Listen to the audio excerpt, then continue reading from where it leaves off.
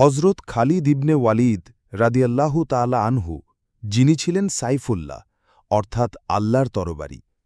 তিনি ছিলেন ইসলামী ইতিহাসের সবচেয়ে সাহসী ও দুর্ধর্ষ সেনাপতি। রাসূলুল্লাহ সাল্লাল্লাহু আলাইহি ওয়াসাল্লাম তাঁকে এই উপাধি দিয়েছিলেন। তিনি এমন একজন সাহাবী ছিলেন, যিনি ইসলাম গ্রহণের পর ৭০টিরও বেশি যুদ্ধে অংশগ্রহণ করেছিলেন।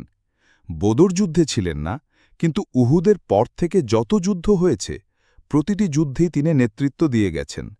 হুনাইন, মুতা, ইয়ামামা, ইয়ারমুক, দামেস্ক বিজয়, প্রতিটি যুদ্ধে আল্লাহ তার হাতে মুসলমানদের বিজয় দিয়েছেন।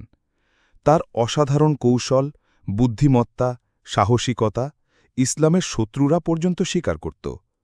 কিন্তু শেষ বয়সে খালিদ রাদিয়াল্লাহু তাআলা আনহু যখন মৃত্যুশয্যায়, তখন কাঁদছিলেন। একজন সাহাবী জিজ্ঞেস করলেন, হে আল্লাহর তরবারি, আপনি তো এমন বীর ছিলেন, আপনি কাঁদছেন কেন? তিনি বললেন, আমার শরীরে এমন কোনো জায়গা নেই যেখানে যুদ্ধের আঘাত নেই। ভরসা, তলোয়ার, তীর সবকিছুর চিহ্ন রয়েছে আমার গায়ে। তবু আজ আমি যুদ্ধের ময়দানে শহীদ না হয়ে এক বিছানায় মৃত্যুবরণ করছি। এ কেমন ভাগ্য! তিনি আফসোস করেছিলেন, কারণ তার অন্তরের গভীর চাওয়া ছিল শহীদ হওয়া।